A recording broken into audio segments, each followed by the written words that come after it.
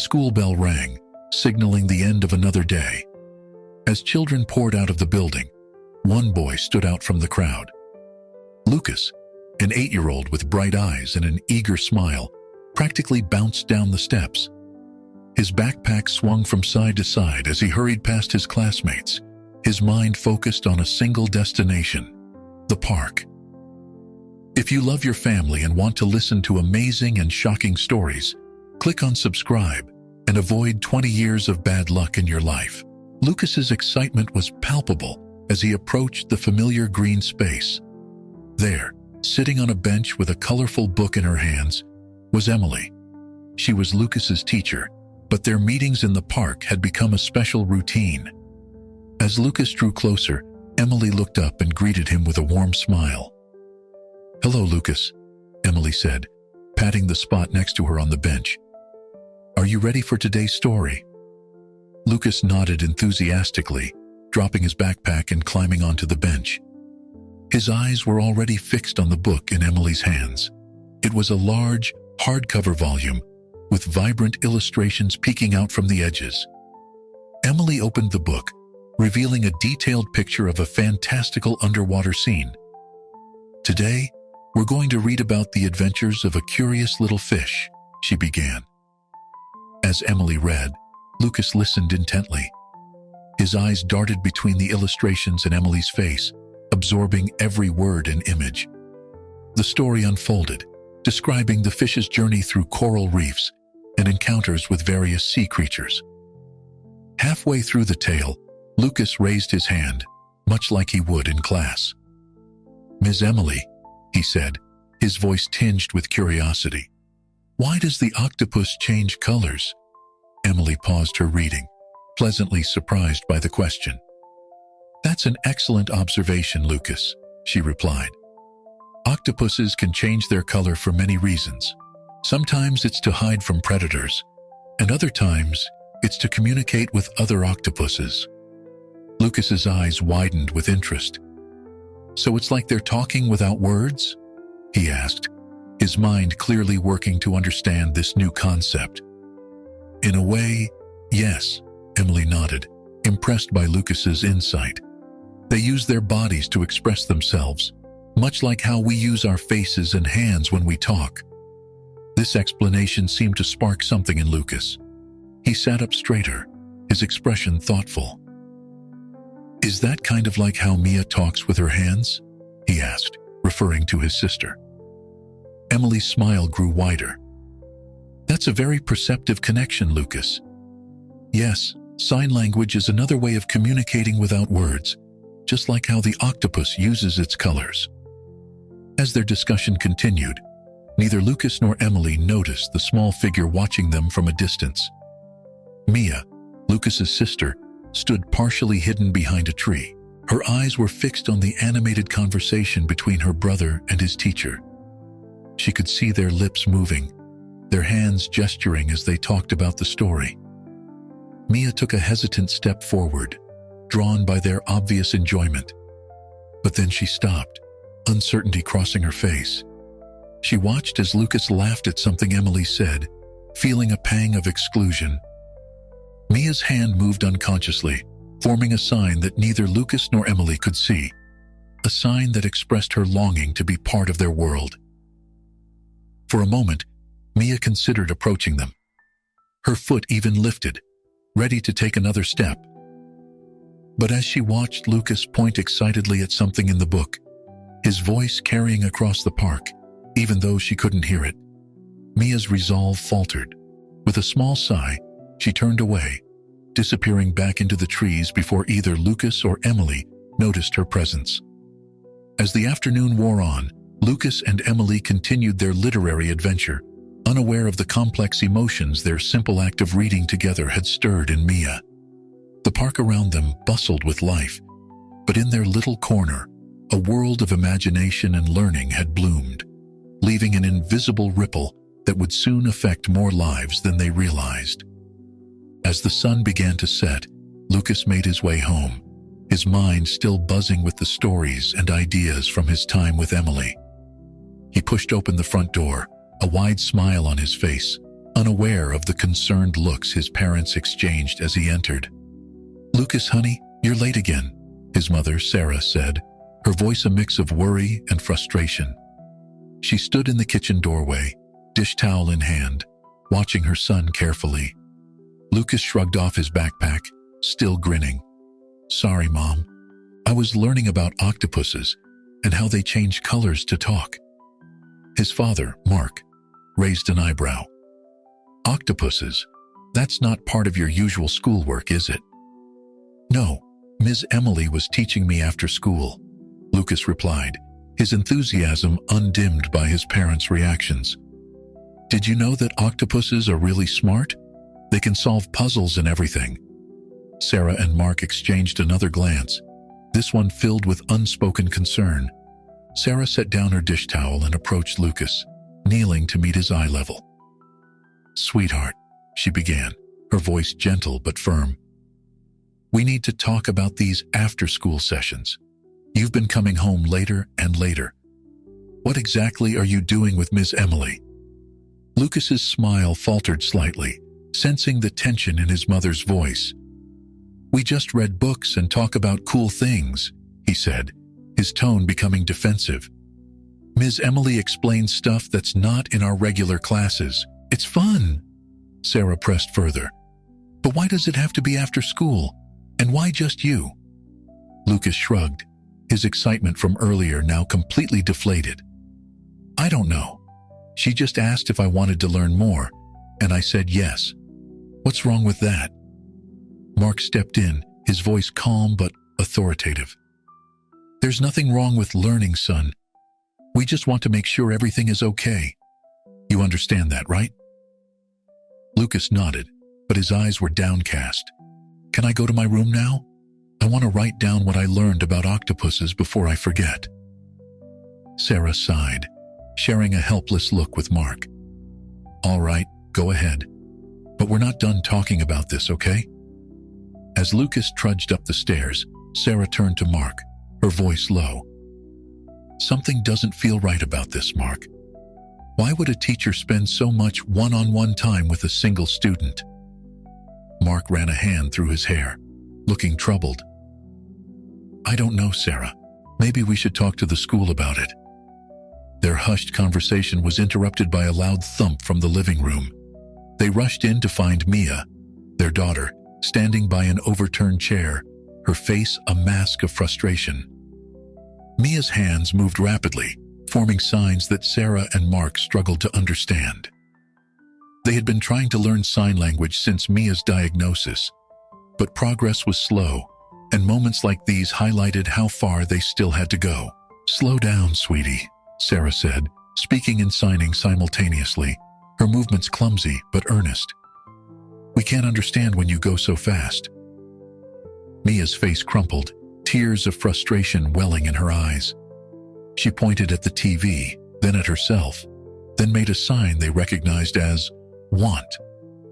Mark moved to the TV, turning it on and flipping through channels. "You want to watch something? Is that it?" Mia shook her head vigorously, her signs becoming more agitated. She pointed at the TV again, then at her ears, then made a slashing motion across her throat. Sarah's eyes widened in understanding. "Oh, the captions. You want the captions on, don't you?" Mia nodded emphatically, relief flooding her features as her parents finally grasped her request. Mark fumbled with the remote, searching for the right button to enable closed captioning. As the words appeared at the bottom of the screen, Mia's tension visibly eased. She sank onto the couch, her eyes fixed on the scrolling text, finally able to engage with the program. Sarah and Mark watched their daughter, a mix of emotions playing across their faces. Pride at Mia's perseverance, guilt at their own shortcomings, and a renewed determination to bridge the communication gap that still existed in their family. As they stood there, the sounds of Lucas scribbling in his room drifted down the stairs, a stark reminder of the contrast between their children's experiences. The evening settled around them, filled with unspoken worries and the growing realization that something needed to change. The next morning, Principal Thompson sat at his desk, a deep frown etched on his face. He stared at the anonymous note in his hand, reading it for the 5th time. The words, inappropriate relationship and favoritism, jumped out at him, followed by the names of Emily and Lucas. Thompson sighed heavily, setting the note down.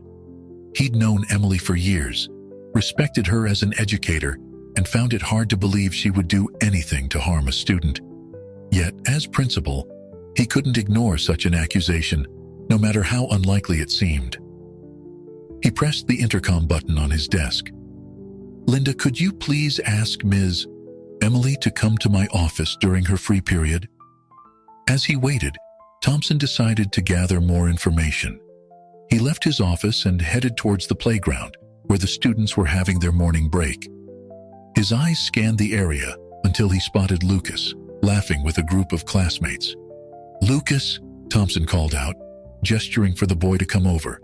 "How are you doing today?" Lucas bounced over, his face bright. "I'm great, Mr. Thompson. We're learning about the water cycle in class. Did you know that the water we drink today could be the same water dinosaurs drank millions of years ago?" Thompson couldn't help but smile at Lucas's enthusiasm. "That's fascinating, Lucas. You seem to really enjoy your classes." "Oh, yes." Lucas nodded vigorously. "Ms. Emily makes everything so interesting. She always has cool facts and fun ways to remember things." Thompson's smile faltered slightly. "And you have extra sessions with Ms. Emily after school, right? What do you do during those times?" Lucas's eyes lit up. "We read books and talk about all sorts of things. Yesterday we learned about how octopuses change colors to communicate. It's like they're talking without words, kind of like how my sister Mia uses sign language." Thompson listened carefully, noting Lucas's genuine excitement. There was no hint of discomfort or hesitation in the boy's demeanor. "That does sound interesting.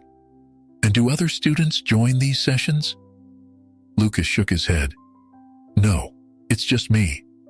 But Ms. Emily said we might start a club soon so other kids can join too." As the bell rang, signaling the end of break, Thompson thanked Lucas and watched him run back to his classmates. The boy's words had eased some of his concerns, but the situation still required further investigation. Back in his office, Thompson spoke with several other students from Emily's class. Each one echoed Lucas's sentiments, describing Emily as engaging, kind, and always ready to help. They mentioned fun projects, interactive lessons, and how Emily often stayed after class to assist students who were struggling. Just as Thompson was finishing up with the last student, there was a knock on his door. Emily entered, her usual confident demeanor tinged with a hint of nervousness. "You wanted to see me, Principal Thompson?" she asked, taking a seat across from him. Thompson nodded, his expression serious. "Emily, I've received some concerning information about your relationship with one of your students, Lucas." Emily's eyes widened in surprise. "Lucas? What kind of concerns?" Thompson chose his words carefully. "There have been suggestions of favoritism and questions about the nature of your after-school sessions with him." Emily's face cycled through shock, understanding, and then determination. "I see," she said, her voice steady. "Principal Thompson, I can assure you that there's nothing inappropriate going on. Those sessions are part of a pilot program I've been developing for inclusive education." Thompson leaned forward, intrigued. "Inclusive education? Can you elaborate?" Emily nodded eagerly. "Of course. You see, Lucas has a sister, Mia, who is deaf. I've been teaching Lucas sign language and other communication methods to help him connect with her better.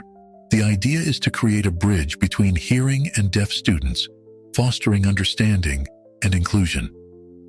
Thompson sat back, processing this information. It aligned with what he'd heard from Lucas and explained the unusual nature of their meetings. However, he couldn't ignore the fact that the situation had raised concerns among others. "I appreciate your explanation, Emily," Thompson said, "but you must understand how this looks from the outside. One-on-one sessions with a single student especially off-school grounds, can easily be misinterpreted. Emily nodded, her expression serious. I understand, and I apologize for not being more transparent about this. I was hoping to have more concrete results before presenting the program officially. Thompson sighed, feeling the weight of his responsibility. I believe your intentions are good, Emily, but we need to address this properly. I think it's best if we call a meeting with the parents to discuss the situation and your proposed program. Emily agreed, though her face showed a mix of anticipation and apprehension. As she left his office, Thompson sat back in his chair, pondering the complexities of the situation. He had a difficult balancing act ahead, protecting the school's reputation, supporting a potentially groundbreaking educational initiative, and ensuring the well-being of all students involved. The upcoming parent meeting would be crucial, and Thompson knew he needed to prepare carefully. The future of Emily's program, and possibly her career, hung in the balance. The school auditorium buzzed with tension as parents filed in for the hastily called meeting. Principal Thompson stood at the podium, his usual composure slightly strained as he watched the crowd settle. Emily sat in the front row, her back straight, but her hands fidgeting in her lap. As the last few parents took their seats, Thompson cleared his throat. Good evening, everyone. Thank you for coming on such short notice. We're here to discuss a matter of importance regarding one of our teachers and a new educational initiative. A murmur rippled through the audience. Sarah and Mark, Lucas's parents, exchanged worried glances. Thompson continued. Recently, concerns have been raised about the nature of after-school sessions conducted by Miss Emily with one of her students, Lucas Parker. He gestured towards Emily, who stood up briefly, nodding at the crowd before sitting back down. The murmur grew louder. Sarah leaned forward, her face a mix of concern and confusion. I want to assure you all that we take any such concerns very seriously, Thompson said, his voice firm. However, it's important that we discuss this openly and hear all sides before jumping to conclusions. He then invited Emily to the podium. She stood, took a deep breath, and faced the crowd of parents, many of whom were eyeing her with suspicion. Good evening, Emily began, her voice steady despite the palpable tension. I understand your concerns, and I want to explain the purpose of these after-school sessions.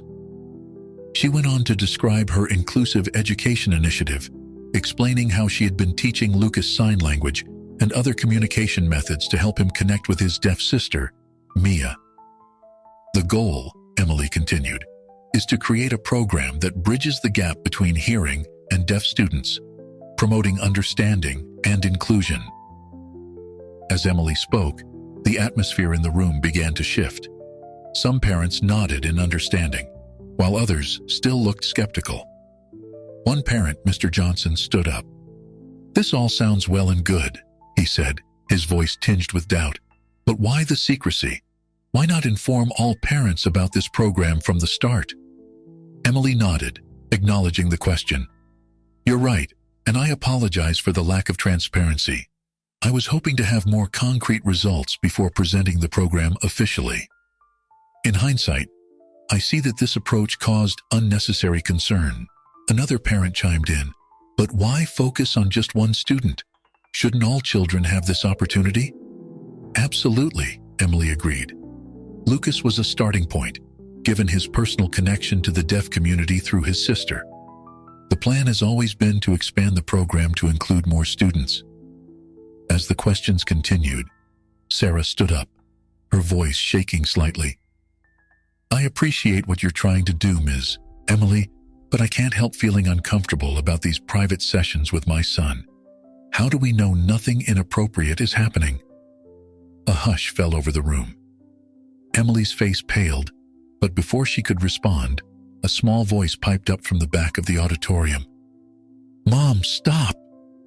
All heads turned to see Lucas standing in the doorway, his face flushed with emotion. He had been waiting outside with some other students, but upon hearing his mother's words, he couldn't stay silent. Lucas walked down the aisle, his steps determined. "Ms. Emily hasn't done anything wrong. She's been helping me learn how to talk to Mia." The room fell silent as Lucas reached the front. He turned to face the crowd, his young face serious. "I know you're all worried, but Ms. Emily is just trying to help. She taught me that there are many ways to communicate, not just with words." Lucas then did something unexpected. He raised his hands and began to sign. His movements were slow and a bit clumsy, but unmistakable. "This means, 'I love you,'" he said, demonstrating the sign. "And this means, 'family,'" he continued, making another gesture. The tension in the room began to dissolve as parents watched Lucas's demonstration. Sarah's eyes filled with tears, a mix of emotions playing across her face. Emily stepped forward, placing a gentle hand on Lucas's shoulder. "This is what we've been working on," she said softly. "Lucas has been learning to communicate with his sister in her language." Principal Thompson moved to the podium again, his expression thoughtful. "I think we've all witnessed something important here tonight," he said. "While the concerns raised were valid and necessary to address, it's clear that Ms. Emily's intentions were focused on education and inclusion." He paused, looking out at the crowd of parents. "However, this situation has shown us that we need clearer protocols for new educational initiatives, especially those involving one-on-one instruction outside of school hours." As the meeting began to wrap up, there was a new energy in the room. Some parents approached Emily with questions about the program, while others gathered around Lucas, asking him to show them more signs. Sarah and Mark made their way to the front, their faces a mixture of emotions. As they reached Emily and Lucas, the next steps in this unexpected journey began to unfold, with the potential to change not just their family, but the entire school community. As the crowd in the auditorium began to disperse, Lucas stood at the front, a newfound confidence radiating from him. The initial shock of his interruption had given way to curiosity and interest from the parents who remained. "Can you show us more signs, Lucas?" Mrs. Rodriguez, another parent, asked eagerly. Lucas nodded, a wide smile spreading across his face. He raised his hands again, this time with more assurance. "This means hello," he demonstrated, waving his hand. "And this is friend," he continued, hooking his index fingers together. As Lucas continued his impromptu sign language lesson, Emily watched with a mixture of pride and relief. The tension that had filled the room earlier was dissipating, replaced by a sense of wonder and learning. Sarah and Mark made their way through the small crowd that had gathered around their son. Sarah's eyes were still damp with tears, but her expression had softened considerably. "Lucas," she said gently, placing a hand on his shoulder. "I had no idea you were learning all of this." Lucas turned to his mother, his eyes bright. "I wanted to surprise you and Mia," he explained. "Ms. Emily has been helping me learn so I can talk to Mia better." Mark looked at Emily, his initial suspicion replaced by gratitude. "Thank you," he said simply. "We've been struggling to connect with Mia and, well, we should have been doing what you've been teaching Lucas." Emily smiled warmly. "It's never too late to start," she assured them. "In fact, I was hoping to expand this program to include parents and siblings of deaf students. Would you be interested in participating?" Sarah nodded enthusiastically. "Yes, absolutely. I can't believe we didn't think of this ourselves." As they talked, more parents joined the conversation, asking questions and expressing interest in the program. The murmurs of suspicion from earlier had transformed into excited chatter about inclusion and community support. Principal Thompson, observing the scene, made his way over to Emily. "It seems your program has garnered quite a bit of interest," he remarked. "I think we need to discuss formalizing this initiative." Emily nodded, relief evident on her face. "I'd be more than happy to put together a proper proposal. Thank you for giving me the chance to explain." As the conversations continued, Lucas tugged on Emily's sleeve. "Miss Emily," he said, his voice filled with excitement, "can we show them the song?" Emily hesitated for a moment, then smiled. "Are you sure you're ready, Lucas? We've only practiced it a few times." Lucas nodded vigorously. "I want to show everyone what we've been learning." Emily turned to the group. "Lucas has been working on translating a simple song into sign language. Would you like to see it?" The response was immediate and enthusiastic. Parents quickly found seats, their attention focused on Lucas and Emily at the front of the room. Lucas took a deep breath, glancing at Emily for reassurance. She nodded encouragingly, and together they began to sign, Emily singing softly as they went. "Twinkle, twinkle, little star, how I wonder what you are. Up above the world so high, like a diamond in the sky." Their hands moved in sync, painting the words in the air. Lucas's movements were sometimes hesitant, but his face shone with concentration and joy. As they finished, the room erupted in applause. Sarah was openly crying now, but her tears were of joy and pride. Mark stood beside her, his arm around her shoulders, looking equally moved. As the applause died down, Mr. Johnson, who had been one of the most vocal skeptics earlier, stood up. "I think I speak for many of us when I say that we owe you an apology, Ms. Emily. What you're doing here, it's more than just teaching. You're building bridges." Murmurs of agreement rippled through the room. Emily, touched by the sudden shift in atmosphere, smiled gratefully. "Thank you," she said. "But the real credit goes to Lucas and students like him who are eager to learn and connect." Principal Thompson stepped forward, sensing the moment was right to wrap up the meeting. "I think we've all learned something important today," he said, addressing the room.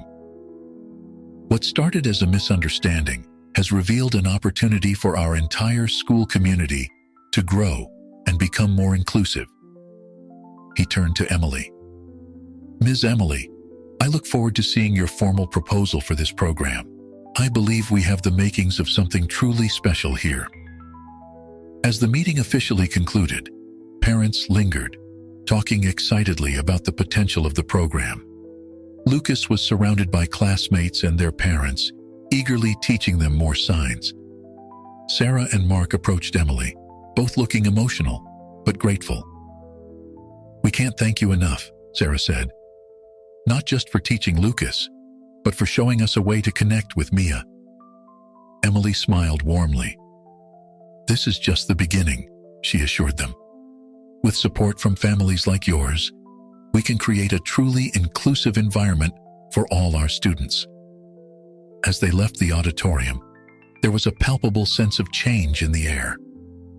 What had started as a potentially career-ending accusation had transformed into an opportunity for growth and understanding.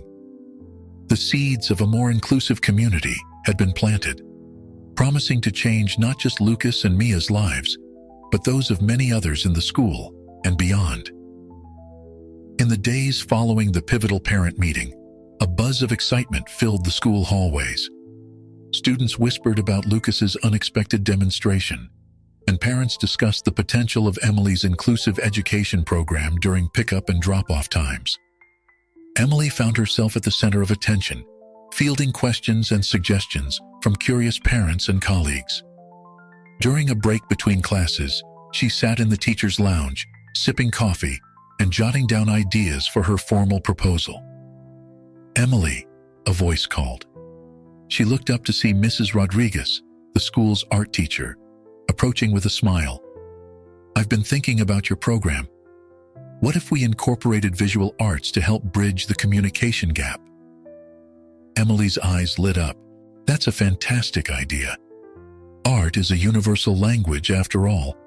We could have joint projects between hearing and deaf students." As they discussed the possibilities, other teachers joined in, each offering suggestions from their areas of expertise. The music teacher proposed rhythm exercises that could be felt rather than heard, while the physical education instructor suggested team-building activities that relied on nonverbal communication. Meanwhile, in the classroom, Lucas found himself the center of attention among his peers. During recess, a group of students gathered around him, eager to learn more signs. "Can you teach us how to say our names?" one girl asked excitedly. Lucas beamed, happy to share his newfound knowledge. "Sure. In sign language, we use name signs. It's like a special sign just for you." As Lucas demonstrated some simple signs, he noticed a few students from other classes watching curiously from a distance. He waved them over, his confidence growing with each interaction. Back at home, however, the atmosphere was more complex. Sarah and Mark sat at the kitchen table, discussing the recent events in hushed tones. "I feel terrible for doubting Miss Emily," Sarah said, her voice tinged with regret. "She was only trying to help our family, and we nearly ruined her career." Mark nodded, his expression thoughtful. "We were just trying to protect Lucas, but you're right. We jumped to conclusions without all the facts." Their conversation was interrupted by the sound of footsteps. They looked up to see Mia standing in the doorway, her eyes questioning. She had sensed the tension in the house over the past few days but hadn't understood its source. Sarah motioned for Mia to join them, then turned to Mark with determination. "We need to do better," she said firmly. "For both our children." Mark agreed, reaching out to squeeze Mia's hand. "Let's start now," he suggested. "Lucas, can you come down here, please?" Lucas bounded down the stairs, his face lighting up when he saw the family gathered. Without prompting, he began to sign as he spoke, translating his words for Mia's benefit. "What's going on?" Sarah and Mark exchanged surprised glances, touched by Lucas's thoughtful gesture. "We wanted to talk as a family," Sarah explained, her voice breaking slightly with emotion. Over the next hour, with Lucas acting as interpreter, the family had their first truly inclusive conversation in years. They discussed Emily's program, their fears and hopes, and most importantly, how they could better support Mia. Mia, for her part, was overwhelmed with emotion. Through Lucas's signs, she was able to express her feelings of isolation and her desire to be more involved in family discussions. There were tears, hugs, and moments of laughter as they navigated this new way of communicating. As the evening wore on, the family found themselves planning for the future. They decided to enroll in sign language classes together and brainstormed ideas for family activities that wouldn't exclude Mia. The next morning, Sarah called the school to speak with Principal Thompson. "We want to formally apologize for the misunderstanding," she said, "and we'd like to offer our full support for Ms. Emily's program. In fact, we'd like to volunteer to help in any way we can." Thompson was pleased by the call. "Thank you, Mrs. Parker. Your support means a lot. We're actually forming a parent-teacher committee to help develop the program. Would you and your husband be interested in joining?" Sarah agreed enthusiastically, feeling a sense of purpose she hadn't experienced in years. As the week progressed, Emily's initial idea began to take shape into a comprehensive program. The school buzzed with plans for inclusive activities, parent workshops, and even a school-wide sign language club. However, not everyone was entirely on board. Mr. Miller, a longtime member of the school board, expressed concerns about allocating resources to such a specialized program. "It's admirable," he said during a board meeting, "but is it really practical for the entire school to focus on such a small segment of the student population?"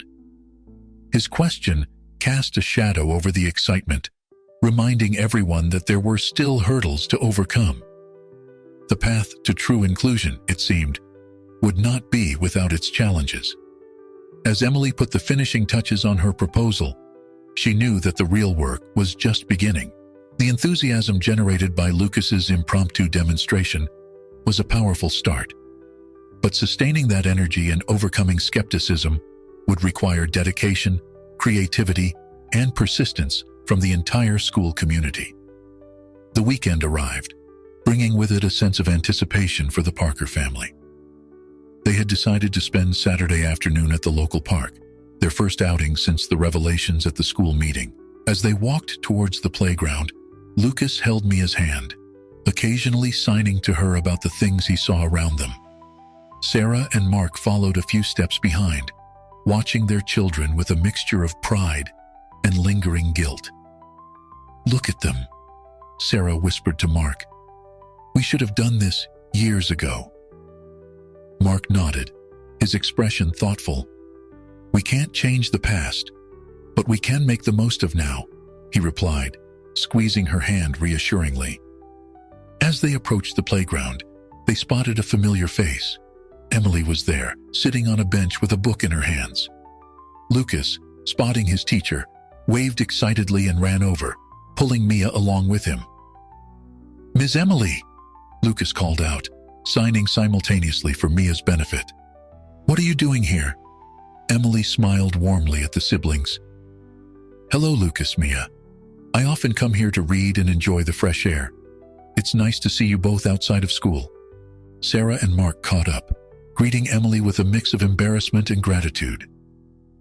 "Ms. Emily," Sarah began, "we can't thank you enough for what you've done for our family." Emily shook her head modestly. "I'm just glad I could help. How have things been at home?" As the adults chatted, Lucas and Mia headed to the swings. Lucas helped Mia onto a swing and began to push her gently. He noticed other children watching them curiously, particularly as he signed to Mia to let her know when to pump her legs. A boy about Lucas's age approached them. "What are you doing with your hands?" he asked, his tone more curious than judgmental. Lucas smiled, always eager to share his new knowledge. "I'm using sign language to talk to my sister. She's deaf, so this is how we communicate." The boy's eyes widened with interest. "That's cool. Can you teach me something?" Soon, a small group of children had gathered around Lucas and Mia, all wanting to learn a few signs. Lucas beamed with pride as he taught them how to say hello, friend, and play in sign language. Meanwhile, Emily was updating Sarah and Mark on the progress of her inclusive education proposal. "Principal Thompson is very supportive," she explained. "We're planning to present the full program to the school board next week." Sarah leaned forward, her expression serious. "We've heard that some board members might be skeptical. Is there anything we can do to help?" Emily nodded appreciatively. "Actually, yes. Personal stories can be very powerful. If you're comfortable, it would be great if you could speak at the presentation about how this program has already impacted your family." Mark and Sarah exchanged glances, then nodded in agreement. "Of course," Mark said. "We'd be happy to." As they continued to talk, Sarah noticed Principal Thompson walking along the park path, deep in thought. She excused herself and approached him. "Principal Thompson," she called out. He looked up, surprised to see her. "Mrs. Parker, hello. Enjoying the nice weather?" Sarah nodded, then dove right in. "I wanted to talk to you about Miss Emily's program. We've heard there might be some resistance from the school board." Thompson sighed, running a hand through his hair. "Yes, there are concerns about resources and whether the program will benefit enough students to justify its implementation." Sarah's expression hardened with determination. "I understand those concerns, but I think they're short-sighted. This program isn't just about deaf students or their families.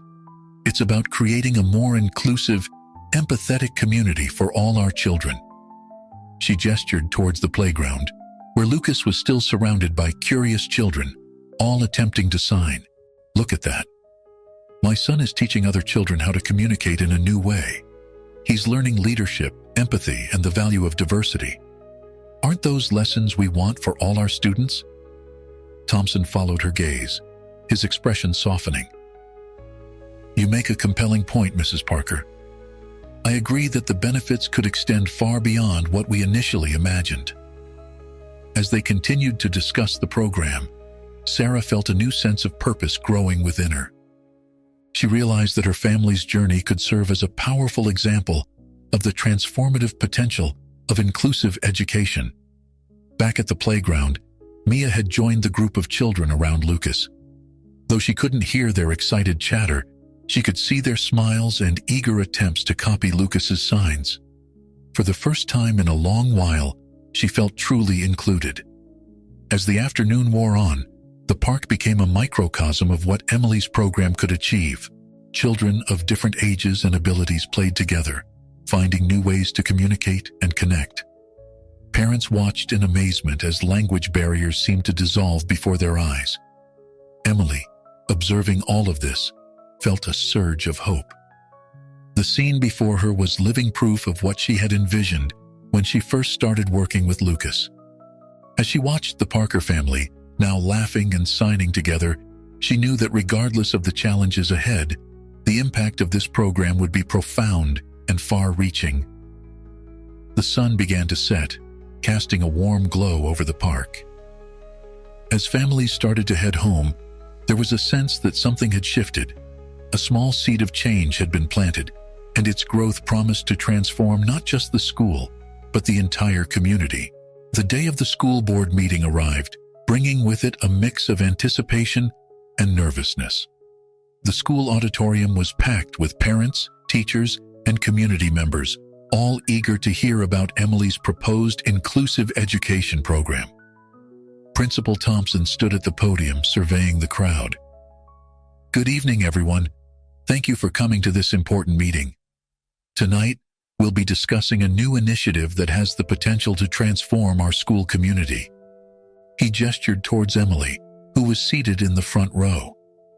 Ms. Emily will present her proposal for an inclusive education program, focusing on bridging the gap between hearing and deaf students, but with implications for wider inclusivity in our school. Emily stood and made her way to the podium, her steps steady, despite her nerves. She took a deep breath and began her presentation. "Good evening. Over the past few weeks, many of you have heard about the work I've been doing with one of our students, Lucas Parker, to help him communicate better with his deaf sister, Mia. What started as a simple after-school activity has grown into something much larger, a vision for a more inclusive, empathetic, and connected school community." Emily went on to outline her proposal, detailing plans for sign language classes, inclusive arts and sports programs, and parent-teacher workshops.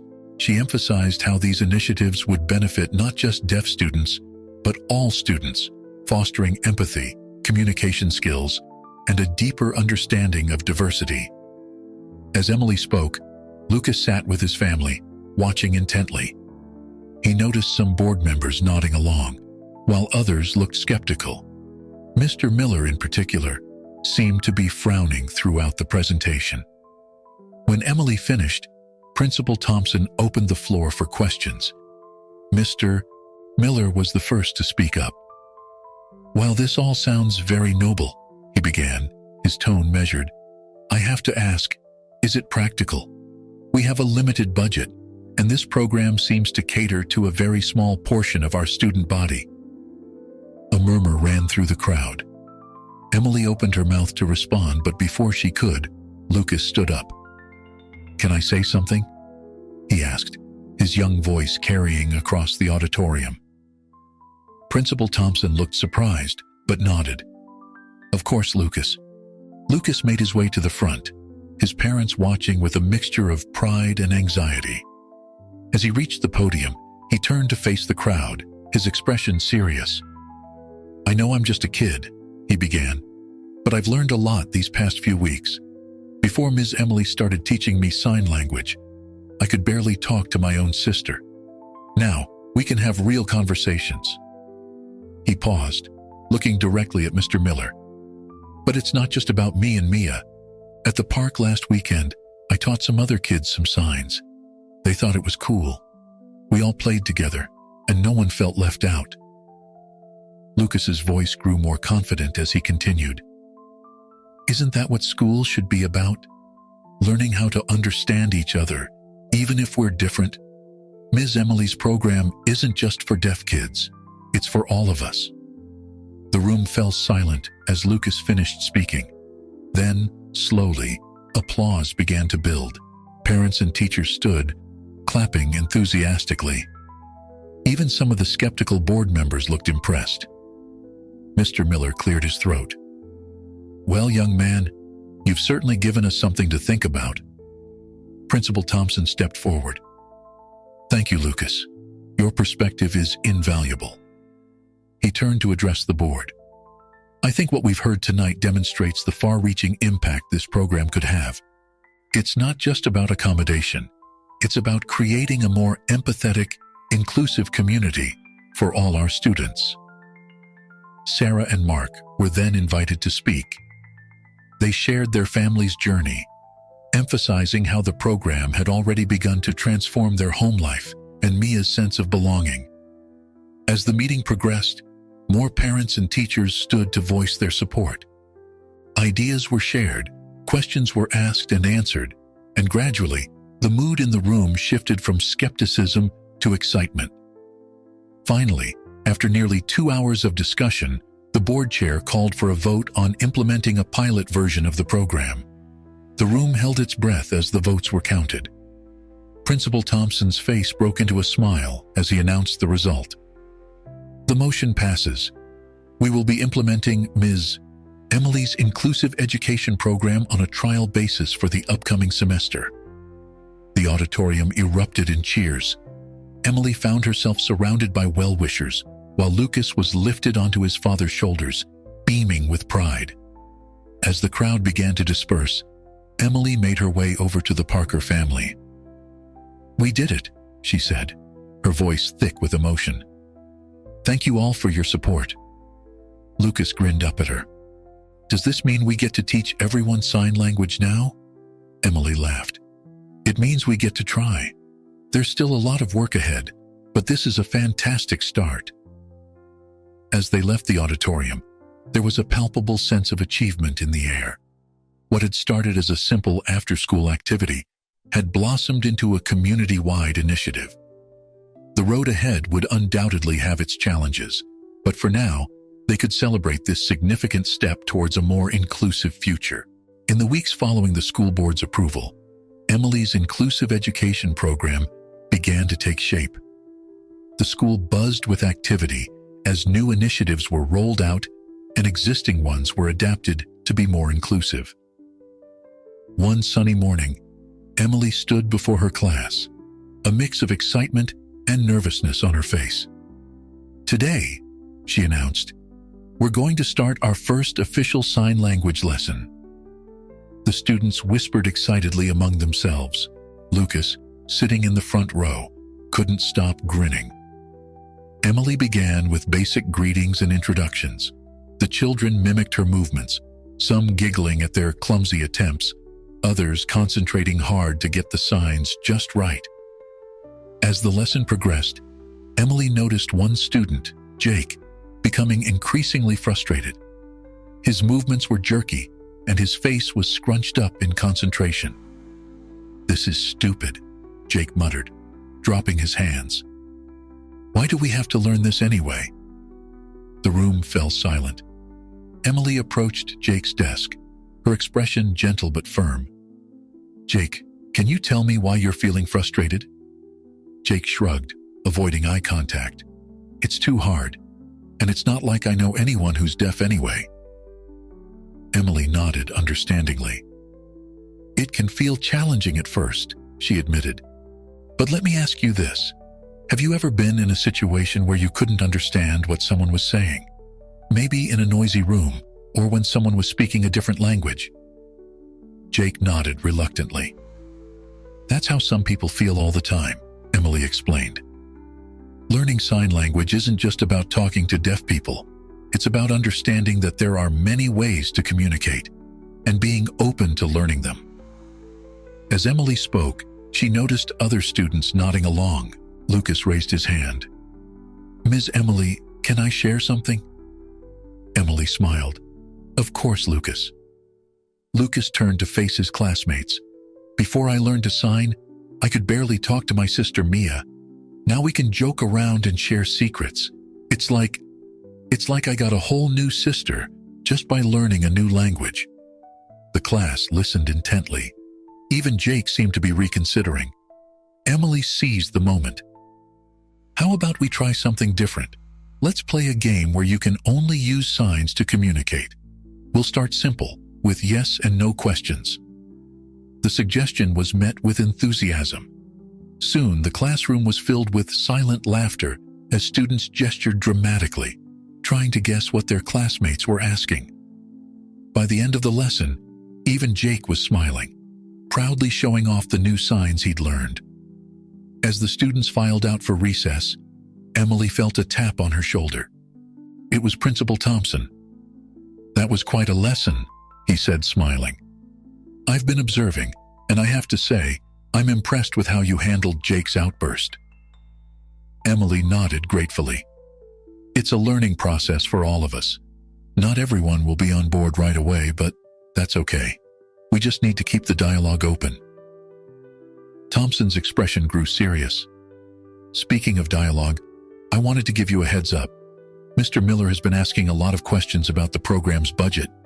He's concerned about the resources being allocated to this initiative."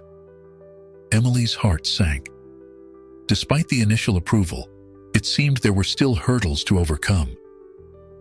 "What can we do?" she asked. Thompson sighed. "For now, keep doing what you're doing. Document everything, the students' progress, any positive feedback from parents.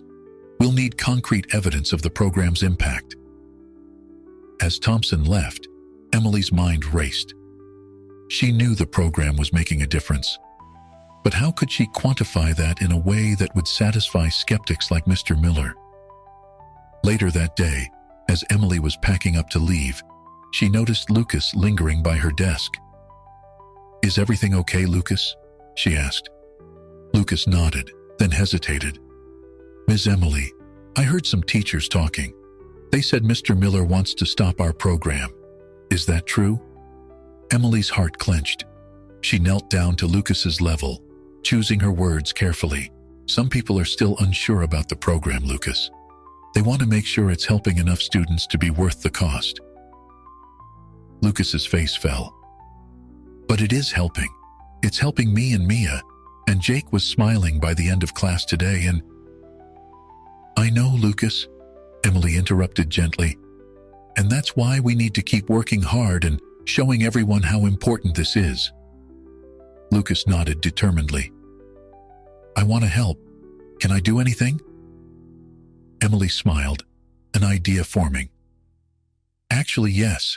How would you feel about making a presentation to the school board? You could talk about how the program has affected you and your family." Lucas's eyes widened. "Like a speech in front of everyone?" "Only if you're comfortable with it," Emily assured him. "But sometimes, personal stories can be very powerful." Lucas thought for a moment, then nodded. "Okay, I'll do it. For Mia, and for all the other kids who might need this program." As Lucas left, Emily felt a glimmer of hope. The road ahead might be challenging, but with supporters like Lucas, she believed they could overcome any obstacle. She turned back to her desk, determined to gather all the evidence she could to prove the program's worth. The future of inclusive education at their school hung in the balance, and she was ready to fight for it. The day of the crucial school board meeting arrived. The auditorium was packed with parents, teachers, and community members, all eager to hear about the progress of Emily's inclusive education program.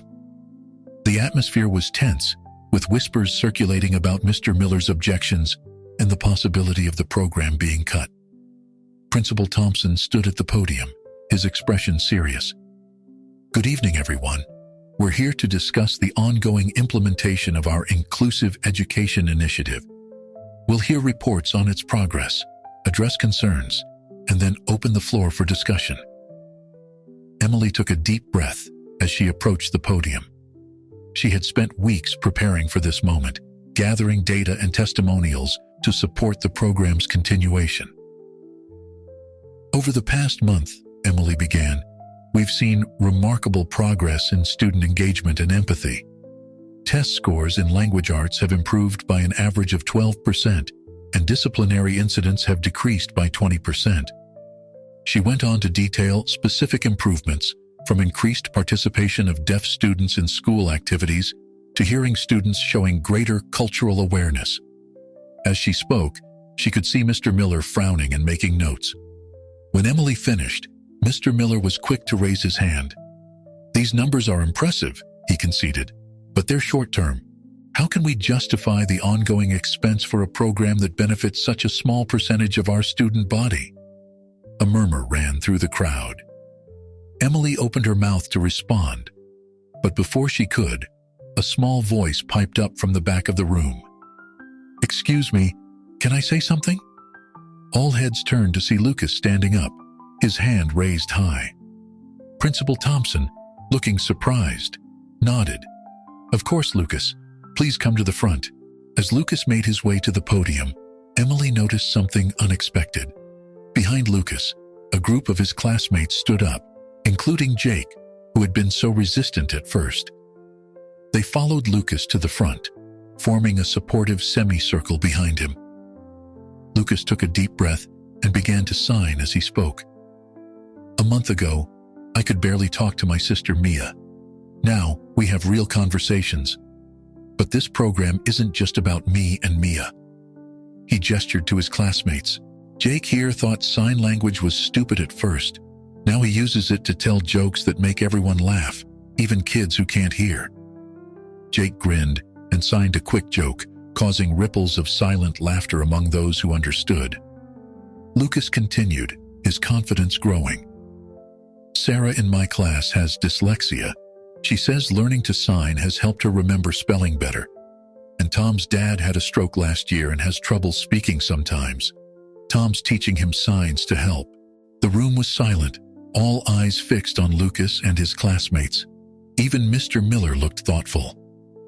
"This program isn't just about deaf people," Lucas said, his voice strong. "It's about all of us learning new ways to understand each other. Isn't that what school is supposed to be about?" As Lucas finished, the room erupted in applause. Parents were wiping away tears, and board members were nodding in agreement. Suddenly, a woman stood up in the middle of the auditorium. "Excuse me," she said, her voice breaking slightly. "I'd like to say something." Principal Thompson, looking slightly overwhelmed by the unexpected turns, nodded. The woman made her way to the front. "My name is Rebecca Johnson. I was a student at this school 20 years ago. I'm deaf, and back then, there was no program like this. I felt isolated, alone. I dropped out in my junior year." She paused, her eyes scanning the room. "Last week, I visited the school to pick up my nephew. I saw students of all abilities playing together, communicating in ways I never thought possible.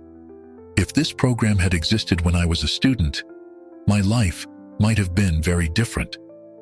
Rebecca turned to face Mr. Miller directly. "You asked about long-term benefits.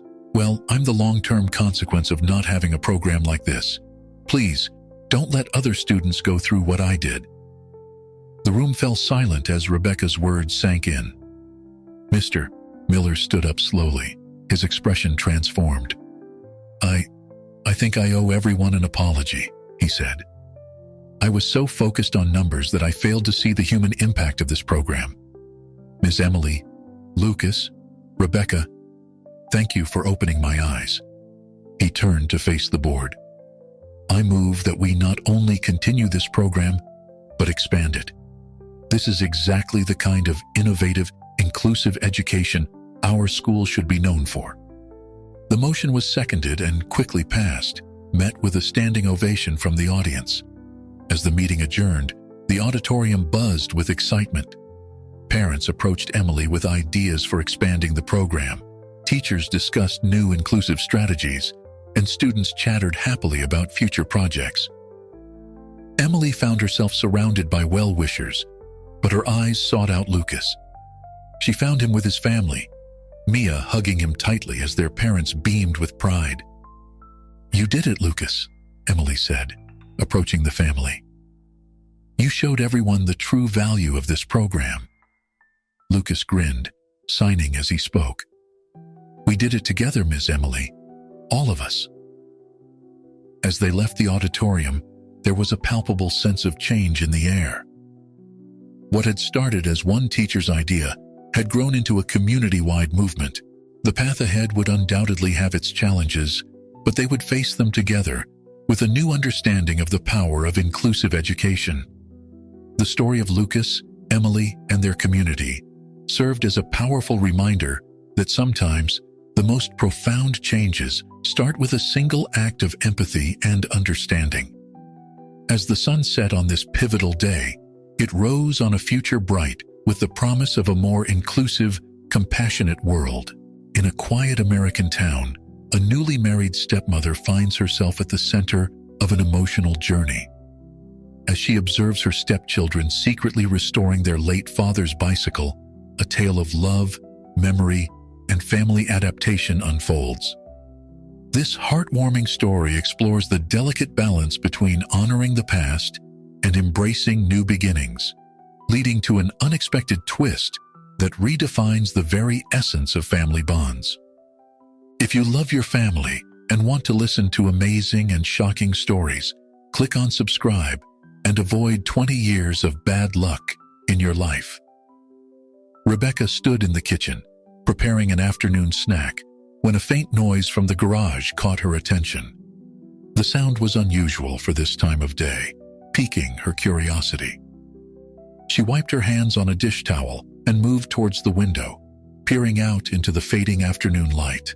Through the partially open garage door, she could make out the silhouettes of Tyler and Emma, her stepchildren, hunched over something.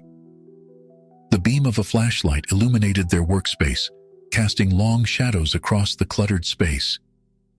Rebecca's breath caught in her throat as she realized what they were working on. An old bicycle that had belonged to their father, her late husband. The sight transported Rebecca back in time, memories flooding her mind like a cinematic montage. She remembered the day she first met John, her husband, as he taught a much younger Tyler to ride without training wheels. The joy on both their faces was infectious, and it was one of the moments that made her fall in love with him. Another memory surfaced of John and Emma laughing as they raced down the street, the little girl's pigtails flying in the wind. These flashbacks served as a poignant reminder of the bicycle's significance to this family. It wasn't just a mode of transportation. It was a symbol of freedom, growth, and the unbreakable bond between a father and his children. Rebecca felt a lump form in her throat as she watched Tyler and Emma work diligently, their heads close together as they whispered and pointed at different parts of the bike. The scene before her was bittersweet. On one hand, it warmed her heart to see the children so focused on preserving a piece of their father's memory. On the other, it was a stark reminder of the void left in their lives, a void she was trying her best to fill, even if she knew she could never truly replace their father. Rebecca debated whether to join them or leave them to their private moment. She was still navigating the delicate balance of being a supportive presence in their lives, without overstepping. After a moment's hesitation, she decided to approach. Perhaps this could be an opportunity to connect with them over shared memories of John. As she made her way to the garage, Rebecca's mind raced with thoughts of how to broach the subject. She didn't want to startle them or make them feel like she was intruding on a private moment. The crunch of gravel under her feet alerted Tyler and Emma to her presence. They looked up, surprise evident on their faces, mixed with a hint of guilt, as if they had been caught doing something forbidden. "Hey, you two," Rebecca said softly, offering a warm smile. "I heard some noise and thought I'd check it out. What are you working on?" Tyler and Emma exchanged glances, a silent conversation passing between them. Finally, Tyler spoke up, his voice a mixture of defensiveness and pride. "We're fixing up Dad's old bike. We found it buried under some stuff in the corner." Rebecca nodded, her eyes taking in the dismantled bicycle. Parts were strewn across a tarp on the floor, and tools were scattered around them. It was clear they had been at this for some time. "That's wonderful," she said genuinely. "Your dad loved that bike. He used to tell me stories about all the adventures he had on it. Emma's eyes lit up at this. Really? What kind of adventures?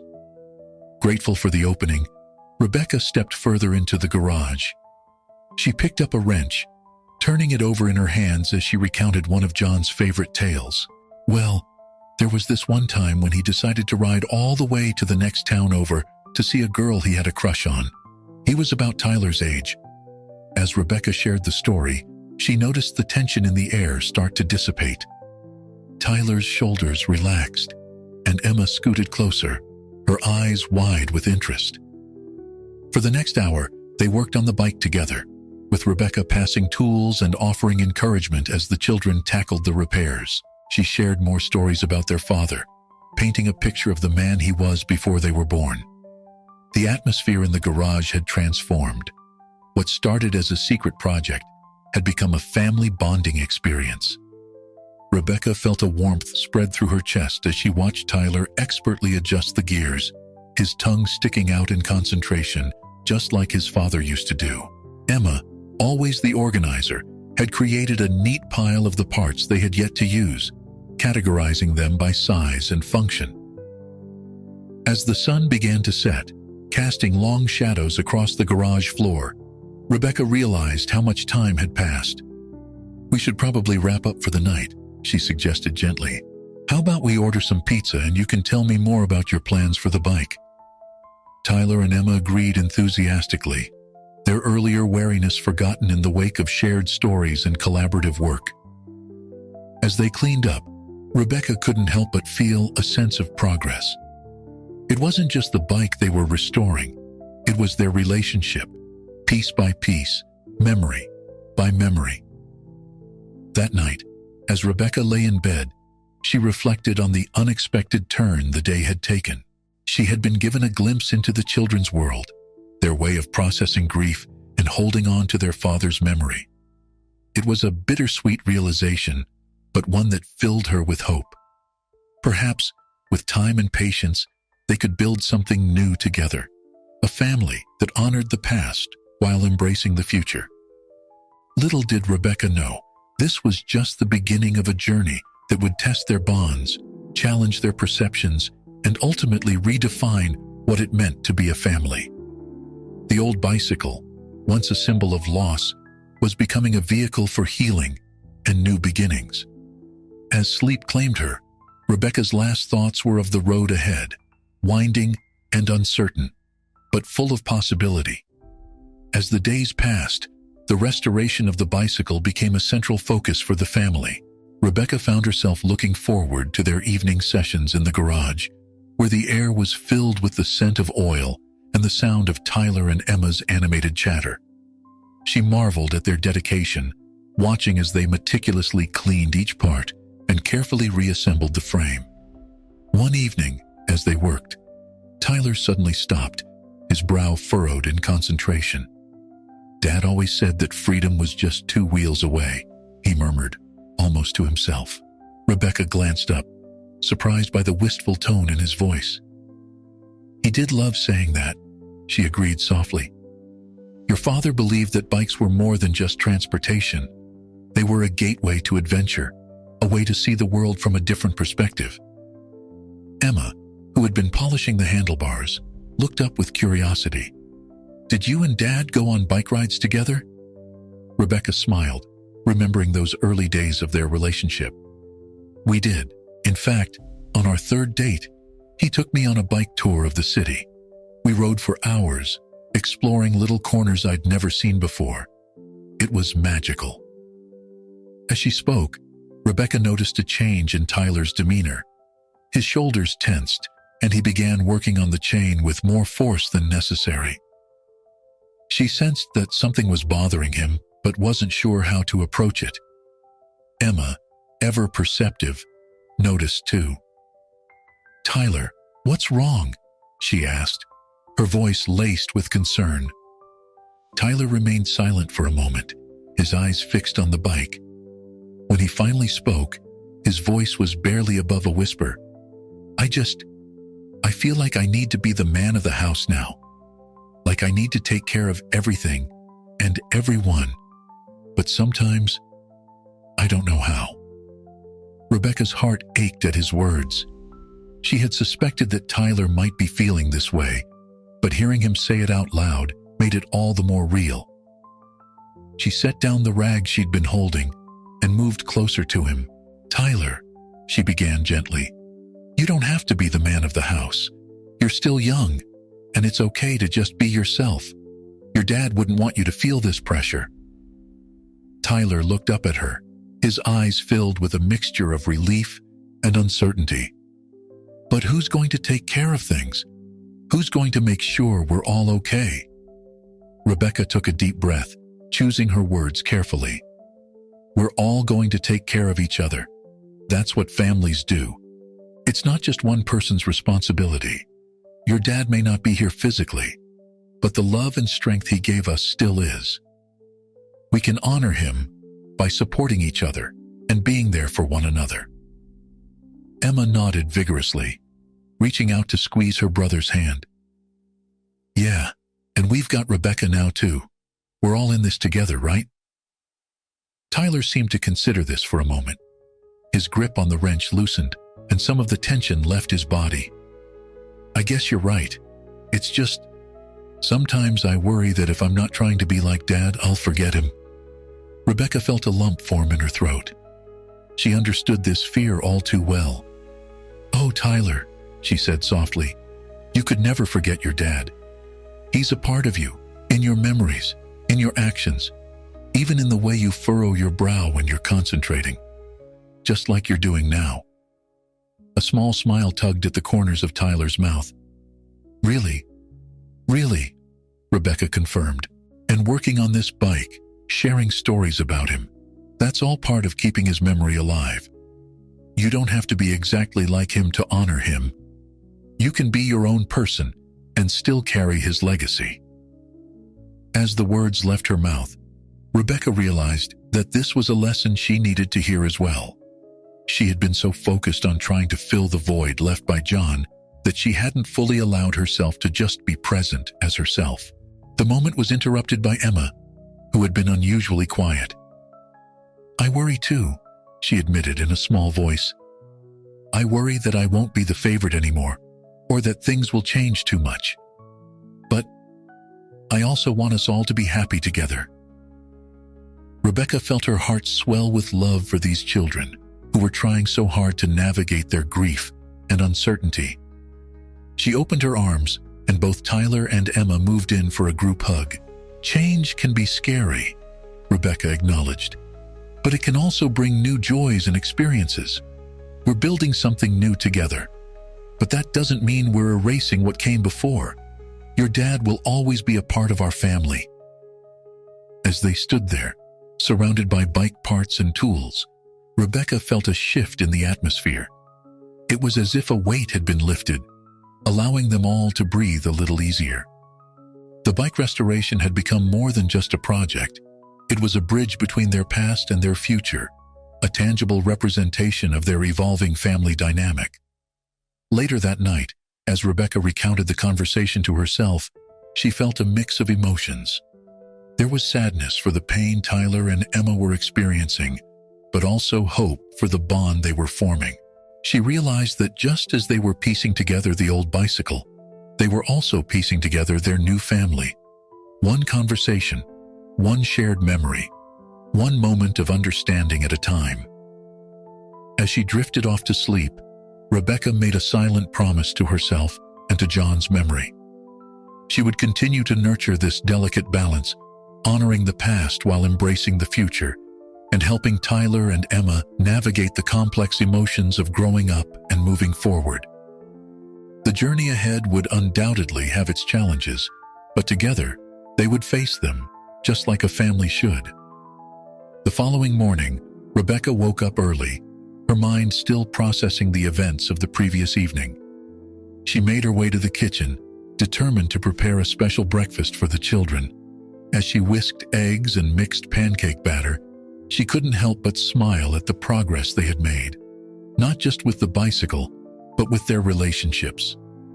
The aroma of coffee and pancakes soon filled the house, drawing Tyler and Emma from their rooms. They entered the kitchen, sleep still in their eyes, but with smiles on their faces. "Wow, this smells amazing," Emma said, inhaling deeply. Tyler nodded in agreement, already reaching for a plate. "Yeah, thanks, Rebecca. What's the occasion?" Rebecca shrugged, trying to keep her tone light. "No occasion. I just thought we could use a good breakfast before we tackle the last bit of work on the bike. I was thinking we could try to finish it today. What do you think?" The children's eyes lit up at the prospect. They had been working on the restoration for weeks, and the idea of finally completing it was exciting. As they ate, the conversation flowed easily. They discussed their plans for the day, with Tyler explaining the final touches they needed to add to the bike. Emma chimed in with ideas for a test ride once it was finished.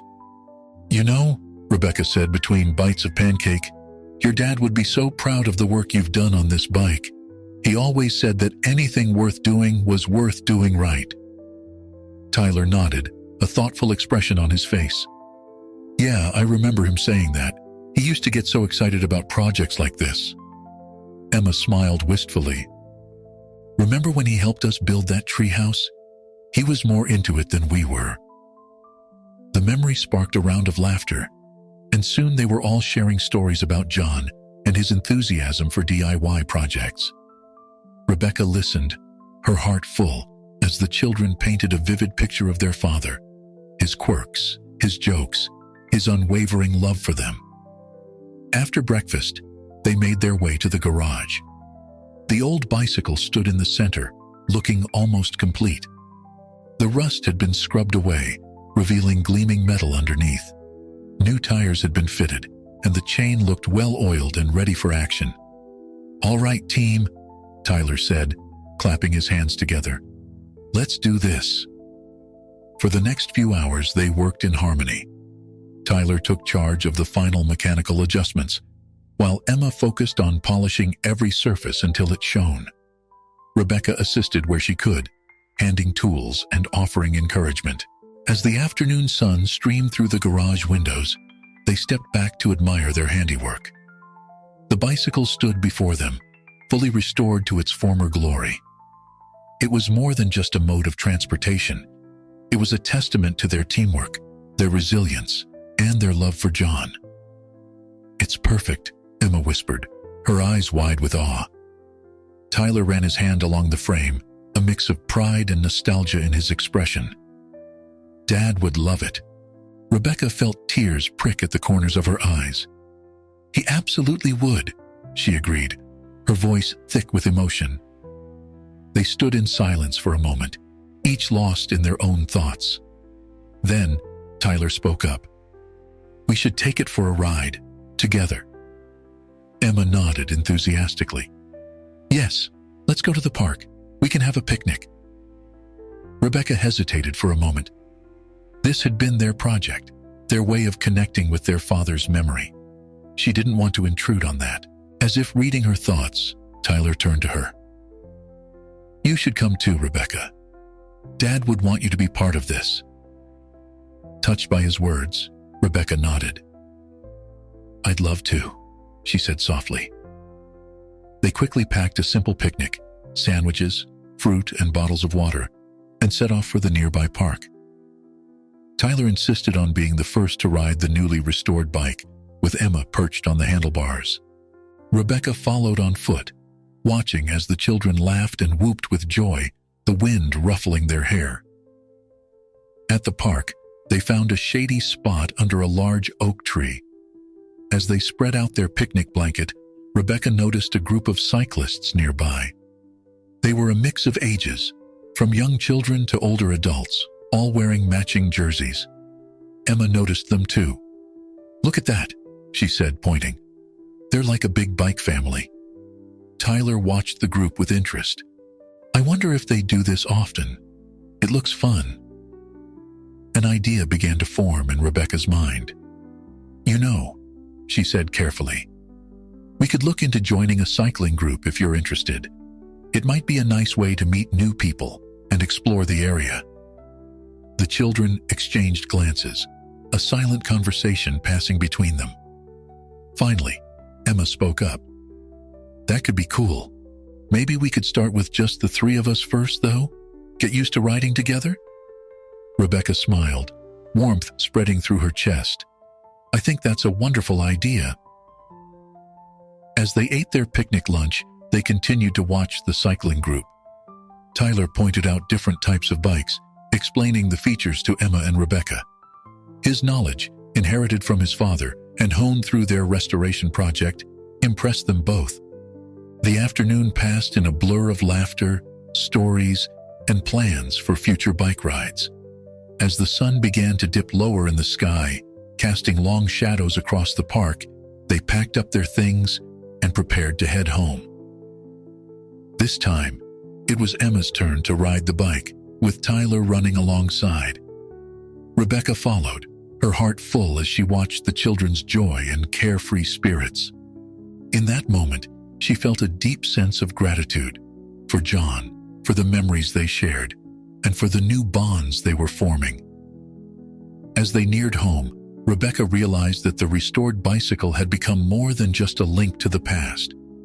It was now a symbol of their present and future, a testament to their ability to heal, to grow, and to find joy, even in the face of loss.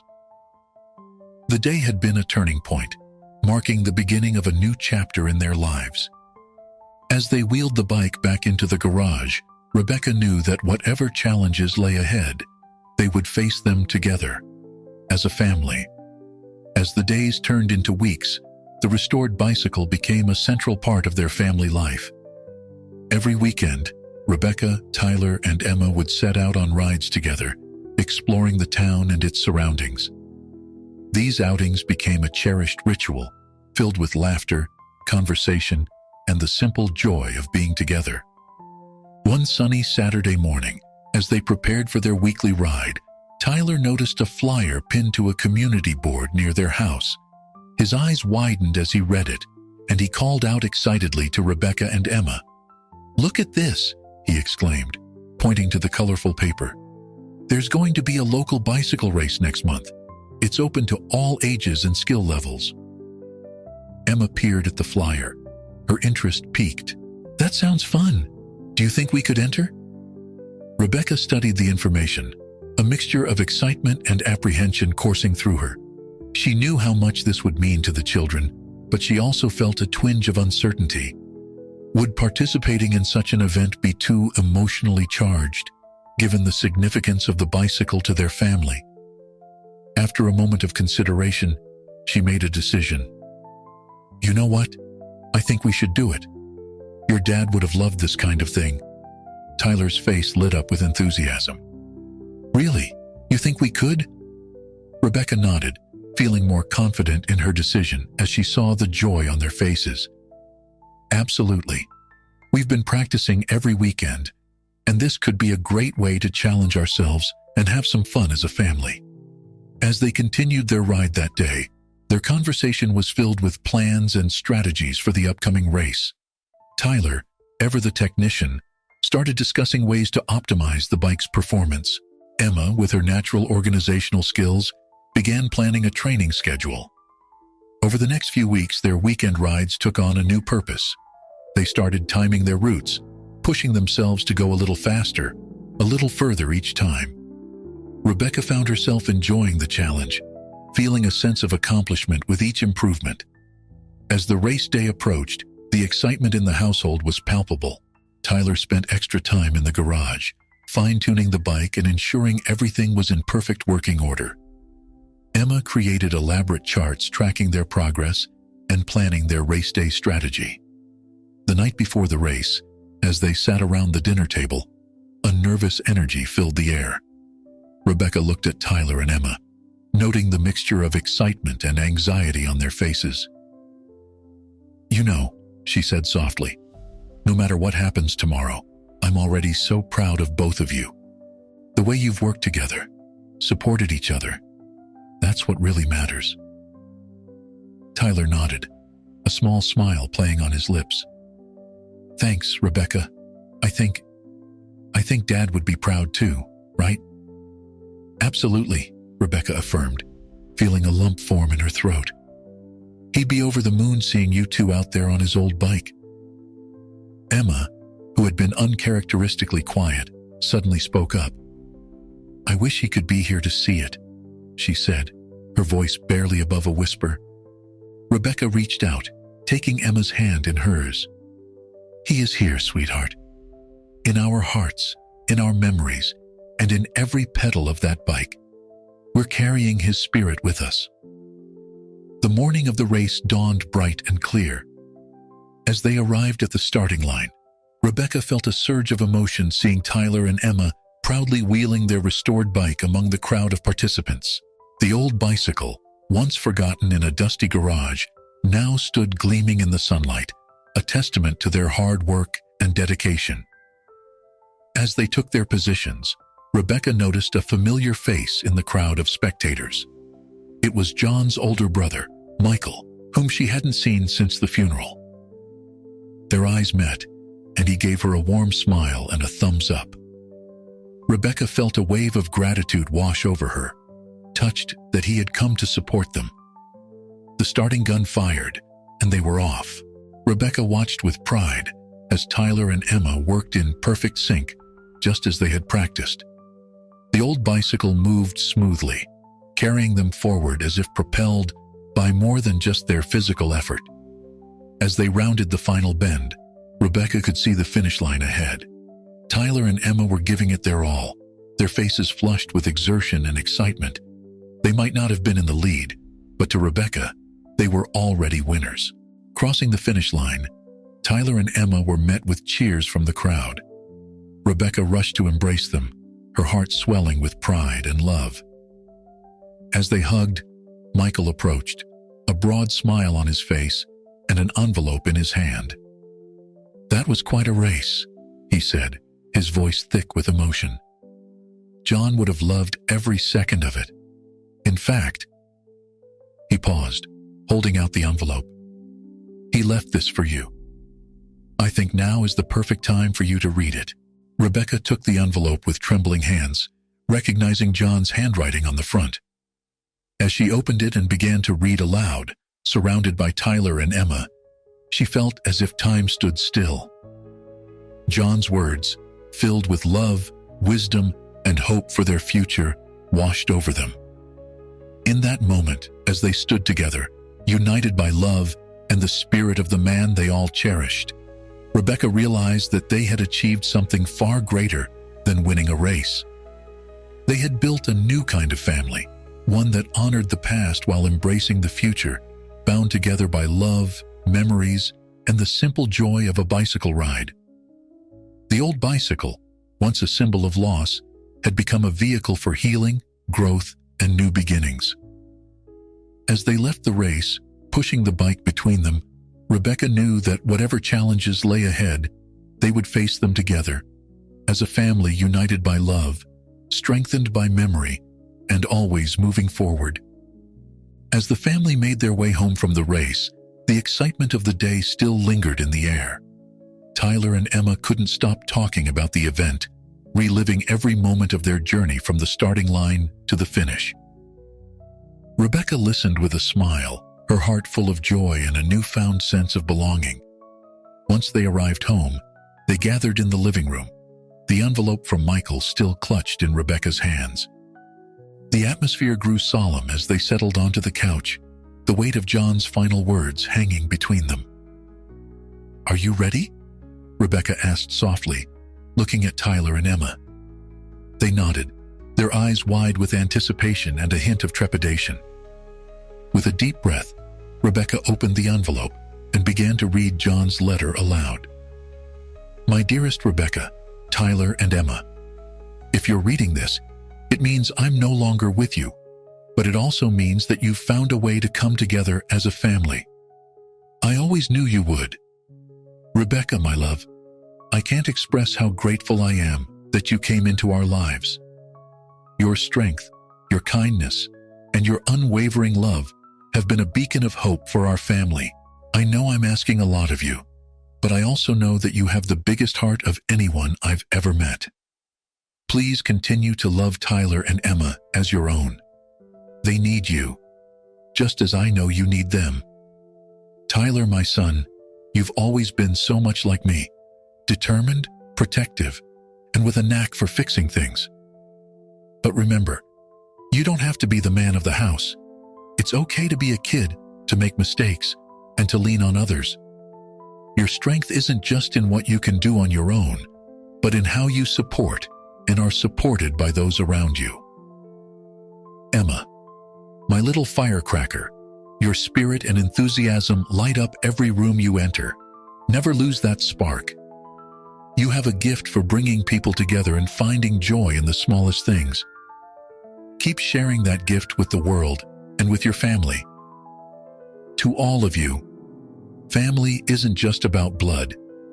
It's about love, trust, and the choice we make every day to be there for each other. I may not be with you physically, but I'll always be a part of you, in your memories, in your laughter, and in the love you share. The old bicycle in the garage, yes, I knew you'd find it eventually, has always been special to me. It represented freedom, adventure, and the joy of the journey. I hope that by now, you found a way to bring it back to life, just as I know you'll breathe new life into our family. Remember, life is like riding a bicycle. To keep your balance, you must keep moving forward. There will be uphill struggles and thrilling descents, but as long as you're together, you can handle any terrain. I love you all more than words can express. Be kind to each other, support one another, and never forget to enjoy the ride. All my love, John. As Rebecca finished reading, she looked up to see tears streaming down Tyler and Emma's faces. Her own vision was blurred with emotion. For a moment, they sat in silence, absorbing the weight of John's words. Then, almost simultaneously, they came together in a tight embrace. Tears mixed with laughter as they held each other, feeling John's presence in the love they shared. Dad always knew what to say, Tyler said, his voice thick with emotion. Emma nodded, wiping her eyes. It's like he knew exactly what we needed to hear. Rebecca smiled, her heart overflowing with love for these children, her children now, in every way that mattered. Your dad was a wise man, she said softly, and he's right. We are a family, no matter what. As they sat together, Rebecca realized that John's letter had given them more than just his final words. It had given them permission to move forward, to build something new while still honoring his memory. The bicycle, once a symbol of loss, had become a bridge between their past and their future. You know, Rebecca said, an idea forming in her mind. I think we should frame this letter and hang it in the living room. And maybe we could put a picture of the three of us with the bicycle next to it. Tyler and Emma nodded enthusiastically, their faces brightening at the suggestion. And, Emma added, her eyes sparkling with renewed energy, maybe we could start a new tradition. Like every year on the anniversary of the race, we could go for a family bike ride and picnic. That's a great idea, Tyler agreed. We could invite Uncle Michael too. As they continued to plan and share ideas, Rebecca felt a sense of peace wash over her. The road ahead would undoubtedly have its challenges, but she knew now that they were equipped to face them together. They were more than just a blended family. They were a team, bonded by love, strengthened by memory, and always moving forward. The sound of laughter filled the house as they spent the rest of the evening sharing stories about John, looking through old photo albums, and making plans for future adventures. The old bicycle, now a cherished family heirloom, stood in the corner of the living room, a silent witness to the love and healing that had taken place. As Rebecca tucked Tyler and Emma into bed that night, she felt a profound sense of gratitude for John, for the life they had shared, and for the beautiful family they had created together. She knew that wherever he was, John was smiling down on them, proud of the journey they had taken and excited for the road ahead.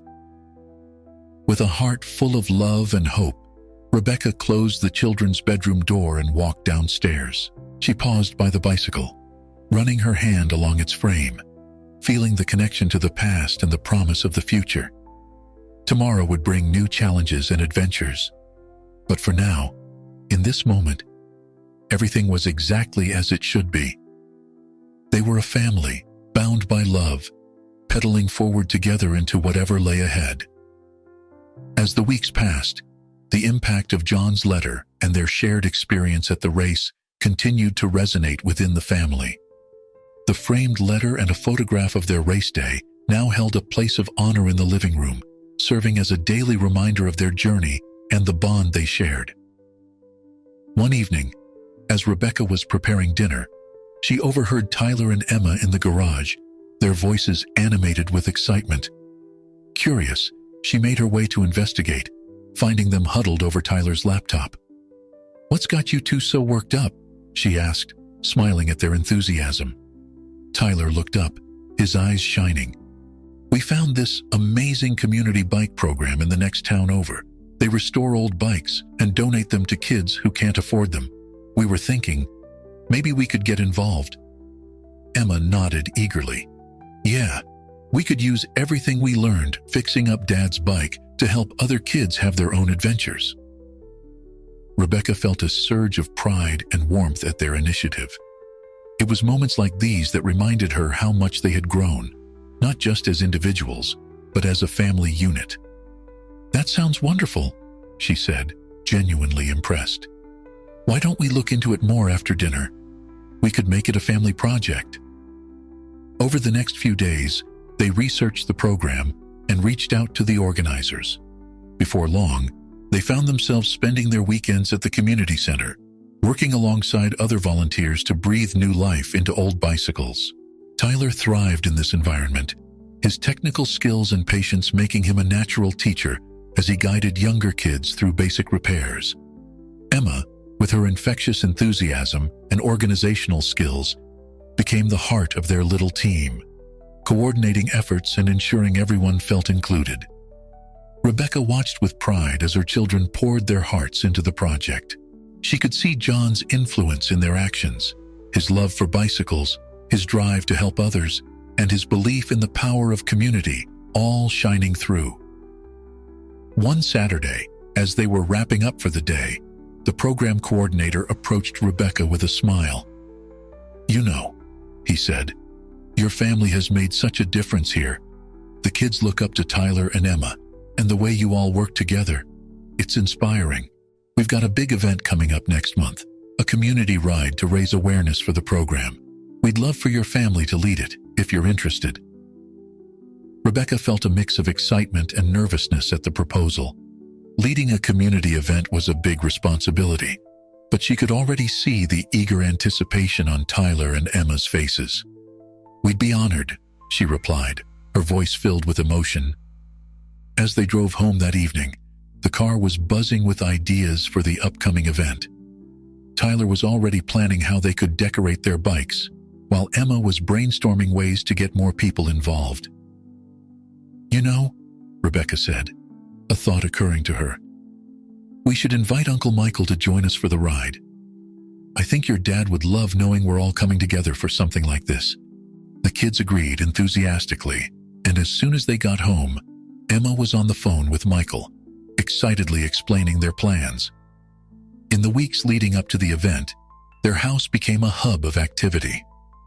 The garage transformed into a workshop once again, but this time it was filled with not just their own bikes, but those of neighborhood kids who wanted to join the ride. Tyler took charge of ensuring all the bikes were in top condition, while Emma coordinated logistics and spread the word through social media and flyers. Rebecca watched all of this with a sense of awe. She realized that the bicycle, once a painful reminder of loss, had become a powerful tool for healing and growth. It had not only brought their family closer together, but it also connected them to their community in ways they never expected. The morning of the community ride dawned bright and clear. As they gathered at the starting point, Rebecca was amazed at the turnout. Dozens of families were there, many on bikes that Tyler and Emma had helped restore. Uncle Michael stood with them, beaming with pride at his niece and nephew.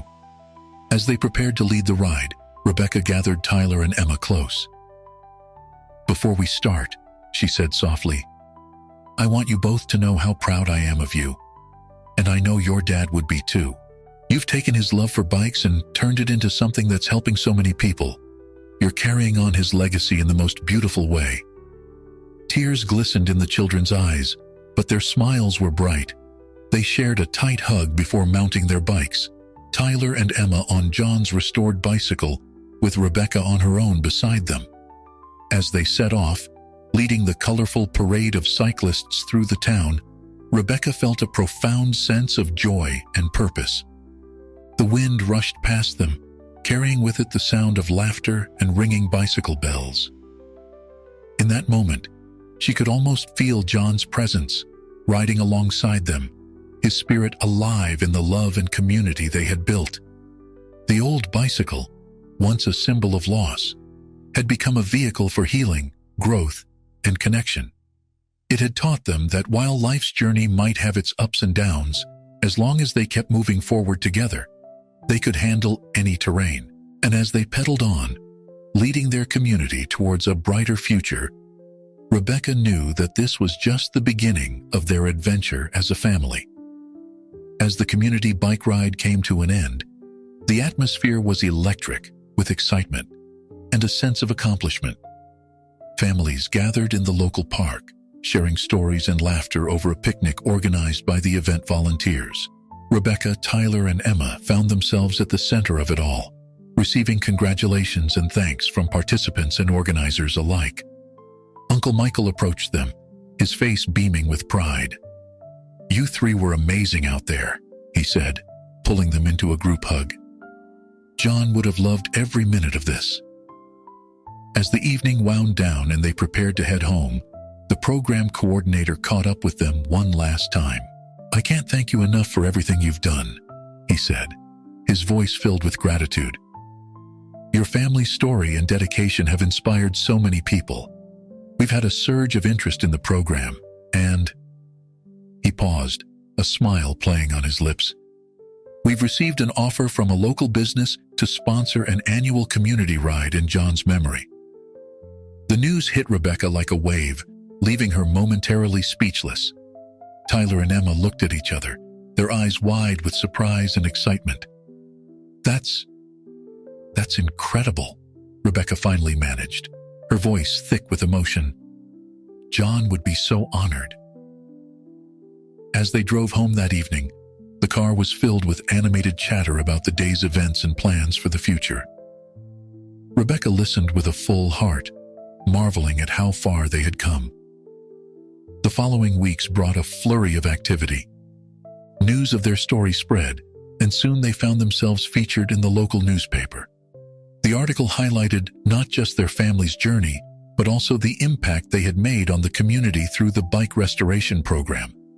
One evening, as Rebecca was sorting through the mail, she came across an envelope addressed to all three of them. Inside was a letter from a family who had received one of the restored bikes. "Dear Rebecca, Tyler, and Emma," she read aloud as the children gathered around her. "We wanted to thank you for the beautiful bicycle you restored for our daughter, Sarah. She has a chronic illness that often keeps her indoors. But thanks to your gift, she's been able to experience the joy of riding and the freedom it brings. Your family's story of healing through biking has inspired us, and we wanted you to know the difference you've made in our lives." Attached to the letter was a photo of a young girl, her face lit up with a radiant smile as she sat atop a freshly painted purple bicycle, one that Tyler and Emma immediately recognized as a bike they had worked on together. As they looked at the photo, a comfortable silence fell over the room. Rebecca could see the emotions playing across Tyler and Emma's faces: pride, joy, and a deep sense of purpose. "You know," Tyler said softly, breaking the silence, "I think this is exactly what Dad would have wanted, for us to take something that brought him joy and use it to help others." Emma nodded, her eyes shining. "It's like we're sharing a part of him with everyone we help." Rebecca felt a lump form in her throat. "You're absolutely right," she said, pulling them both into a hug. "Your dad's spirit is alive in every bike we fix, every ride we take, and every life we touch." As summer turned to fall, their involvement in the community continued to grow. The garage became a hub of activity, with neighborhood kids stopping by to learn about bike maintenance or to help with restorations. Tyler, once reserved and guarded, now thrived as a mentor to younger children, patiently teaching them the intricacies of gears and brakes. Emma, with her natural leadership skills, started a bike safety program at her school, organizing workshops and group rides for her classmates. Her infectious enthusiasm spread, and soon the sight of kids biking to school became a common occurrence in their neighborhood. Rebecca found herself embracing this new chapter of their lives wholeheartedly. She joined a local cycling club, making new friends and rediscovering her own love for the open road. On weekends, the three of them would often set out on long rides together, exploring new trails and creating memories with every mile. As the anniversary of John's passing approached, Rebecca noticed a shift in the household's mood. Instead of the heavy sadness that had marked previous years, there was a quiet anticipation. One evening, as they sat around the dinner table, Tyler broached the subject they had all been thinking about. "I was thinking," he said, his voice slightly hesitant, "maybe for Dad's anniversary this year, we could do something different. Something to celebrate his life and everything we've accomplished." Emma's face lit up. "Oh, what if we organized a memorial ride? We could invite everyone from the community program and maybe raise funds for the children's hospital Dad always supported." Rebecca felt a warmth spread through her chest. "That's a wonderful idea," she said, reaching out to squeeze both their hands. "Your dad would absolutely love it." Over the next few weeks, they threw themselves into planning the memorial ride. Uncle Michael joined their efforts, helping to secure permits and spread the word. The response from the community was overwhelming, with local businesses offering sponsorships and volunteers stepping up to help with logistics. On the morning of the ride, as Rebecca stood with Tyler and Emma at the starting line, surrounded by a sea of cyclists of all ages, she felt a profound sense of peace. John's restored bicycle stood proudly at the front, adorned with ribbons and a small plaque commemorating the event. As they set off, leading the procession through the town and along John's favorite riding routes, Rebecca felt as though she could almost see him riding alongside them, his smile as bright as the morning sun. The sound of bicycle bells and laughter filled the air, a joyous celebration of life, love, and the enduring power of family. Looking at Tyler and Emma, their faces flushed with exertion and happiness, Rebecca knew that they had found their way through grief to a place of healing and purpose. The bicycle, once a painful reminder of loss, had become a symbol of their resilience, their love for each other, and their connection to their community. As they crested the final hill, the finish line in sight, Rebecca silently thanked John for the gift he had left them, not just the bicycle, but the lessons of love, perseverance, and the importance of moving forward together. Their journey as a family was far from over, but with each pedal stroke, they were writing a new chapter, one filled with hope, joy, and the unbreakable bonds of love. As the memorial ride came to a close, the atmosphere was thick with emotion and a sense of community.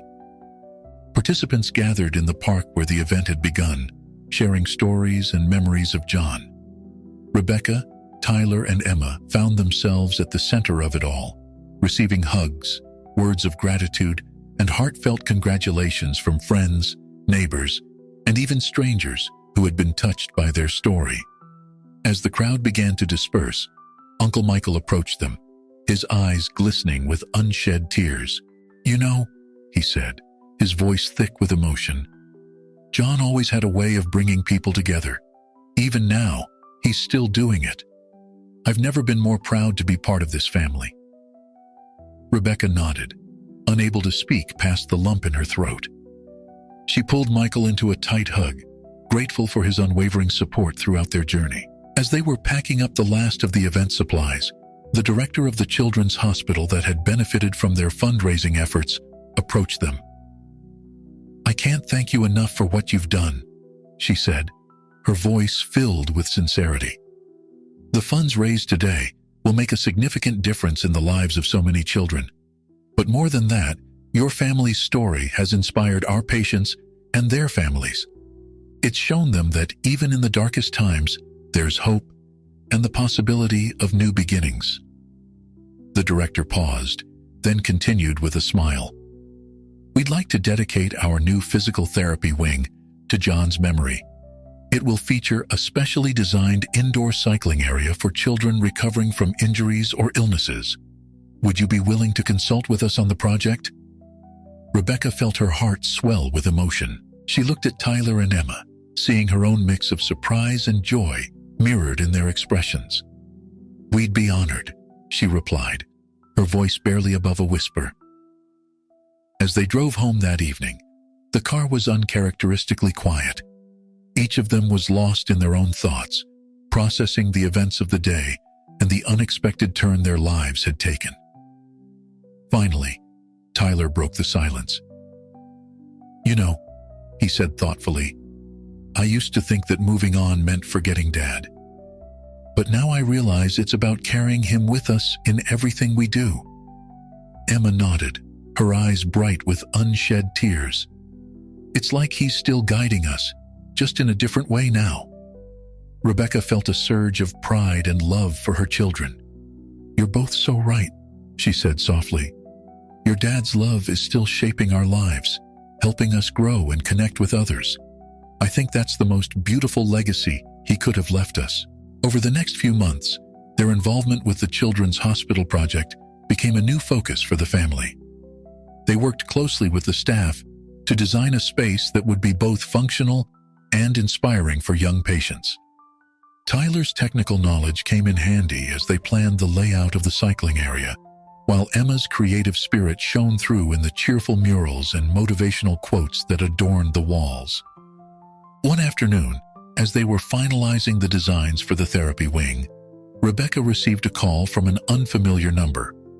It turned out to be a representative from a national cycling organization who had heard about their story and the impact they were making in their community.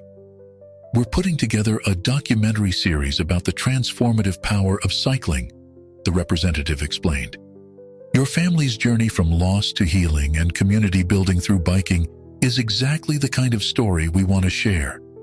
Would you be interested in participating?" Rebecca was stunned by the offer. She discussed it with Tyler and Emma that evening, and after much consideration, they decided to accept.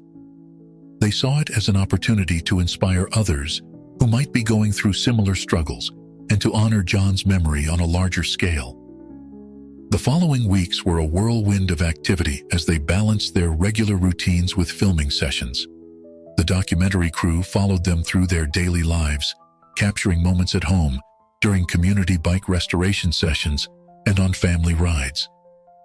They interviewed friends, neighbors, and participants from their programs, all of whom spoke about the positive impact the family had made. One particularly poignant moment came when they visited John's grave together. As the cameras rolled discreetly in the background, Rebecca, Tyler, and Emma sat by the headstone, sharing stories and laughter as they recounted their adventures over the past year. "Dad," Tyler said, his voice strong and clear, "I hope you can see how far we've come. We miss you every day, but we're also thankful for the lessons you taught us and the love you left behind," Emma added, her voice filled with emotion. "We're living the way you taught us, with open hearts, helping others, and always moving forward." Rebecca listened to her children with a heart full of love and pride. As she placed a small model bicycle on John's grave, a symbol of their journey and his enduring presence in their lives, she felt a sense of peace wash over her. "Thank you, John," she whispered, "for giving us the strength to rebuild, to love, and to find joy again." As they rode their bikes home from the cemetery, the setting sun casting long shadows on the road ahead, Rebecca realized that their story was far from over. It was, in many ways, just beginning. With every pedal stroke, every life touched, and every memory honored, they were writing new chapters in a tale of love, resilience, and the unbreakable bonds of family. The old bicycle, once a painful reminder of loss, had become a vehicle for healing, growth, and connection. It had taught them that while life's journey might have its ups and downs, as long as they kept moving forward together, they could handle any terrain. As they crested the hill leading to their home, Rebecca looked at Tyler and Emma, their faces aglow with the last rays of sunlight and the joy of the ride. She knew that whatever challenges lay ahead, they would face them as they had faced everything else, together, with love, courage, and the wind at their backs. The story of their family, like a well-oiled bicycle chain, would continue to move forward, linking the past to the present and future, creating a legacy of love, healing, and the enduring power of the human spirit. As the documentary filming wrapped up, the family found themselves reflecting on the whirlwind of events that had unfolded over the past year. The premiere was scheduled for the following month, and there was a palpable sense of anticipation in the air. One evening, as Rebecca was preparing dinner, she overheard Tyler and Emma in deep conversation in the living room. Curiosity piqued. She quietly made her way to the doorway to listen. "You know," Tyler was saying, his voice thoughtful, "I've been thinking about Dad's letter a lot lately. Remember how he said life is like riding a bicycle?" Emma nodded, her eyes bright with interest. "To keep your balance, you must keep moving forward," she quoted. "Exactly," Tyler continued. "I think I finally understand what he meant. It's not just about moving on from loss, but about constantly growing and adapting, like how we've taken his love for bikes and turned it into something so much bigger than ourselves." Rebecca felt a surge of pride at her son's insight. She was about to join the conversation when Emma spoke up. "I've been thinking too," she said, her voice uncharacteristically serious, "about all the kids we've helped through the bike program and at the hospital. What if we could do more? What if we could start a foundation in Dad's name?" Rebecca's heart skipped a beat. She watched as Tyler's face lit up with enthusiasm. "That's an amazing idea, Em," he exclaimed. "We could expand the bike restoration program, maybe even start a scholarship for kids who want to pursue careers in physical therapy or sports medicine." Unable to contain herself any longer, Rebecca stepped into the room. "I couldn't help overhearing," she said, her voice thick with emotion. "And I think that's a wonderful idea. Your dad would be so proud of you both." The next few weeks were a flurry of activity as they began to lay the groundwork for the John Miller Memorial Foundation. They reached out to lawyers, accountants, and nonprofit experts, learning everything they could about starting and running a charitable organization. Uncle Michael, once again, proved to be an invaluable ally. His connections in the business world helped them secure initial funding and partnerships. The community, having witnessed the family's journey and impact, rallied behind the initiative with overwhelming support. The night of the documentary premiere arrived, and as they watched their story unfold on the big screen, Rebecca felt a profound sense of gratitude. The film beautifully captured their journey from grief to healing, showcasing how the simple act of restoring a bicycle had led to the restoration of their family and the creation of a movement that was changing lives. As the credits rolled and the audience rose in a standing ovation, Rebecca, Tyler, and Emma found themselves surrounded by well-wishers and supporters. It was in this moment that they chose to announce the launch of their foundation. The response was immediate and enthusiastic.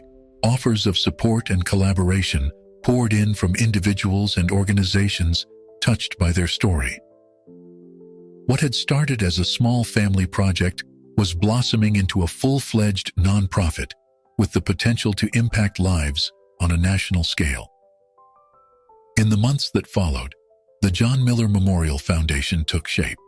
They established programs that went beyond bike restoration, including a mentorship program pairing experienced cyclists with at-risk youth, a scholarship fund for students pursuing degrees in physical therapy, sports medicine, or mechanical engineering, a mobile bike repair clinic that traveled to underserved communities, an adaptive cycling program for children and adults with disabilities. Tyler, now in his final year of high school, decided to defer college for a year to focus on getting the foundation off the ground. His technical skills and passion for cycling made him an ideal leader for the bike restoration and repair programs. Emma, with her natural charisma and organizational skills, became the face of the foundation's outreach efforts. She spoke at schools and community events, inspiring others with their family's story and the transformative power of cycling. Rebecca, balancing her role as both mother and foundation director, found herself growing in ways she never expected. She became an advocate for grief support programs and spoke openly about the challenges and joys of blended families. As the foundation grew, so did their impact. Stories began to pour in from all over the country, of children finding confidence through cycling, of families healing through shared rides, of communities coming together to build bike paths and promote healthy living.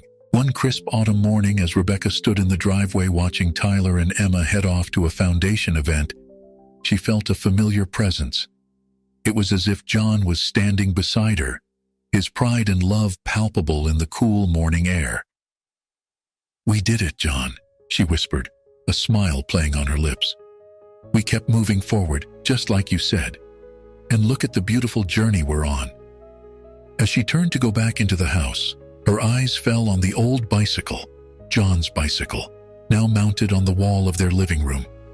It stood as a testament to their journey, a symbol of loss transformed into love, of endings becoming new beginnings. Rebecca ran her hand along the frame, feeling the familiar contours beneath her fingers. In that moment, she realized that their story was far from over. It was, in many ways, just beginning. With every life touched, every mile ridden, and every memory honored, they were writing new chapters in a tale of resilience, compassion, and the enduring power of family. As she headed out to join Tyler and Emma at the event, Rebecca felt a sense of excitement for the road ahead. She knew that whatever challenges they might face, they would meet them head-on, together, with love, courage, and the wind at their backs, always moving forward, always balanced, always family.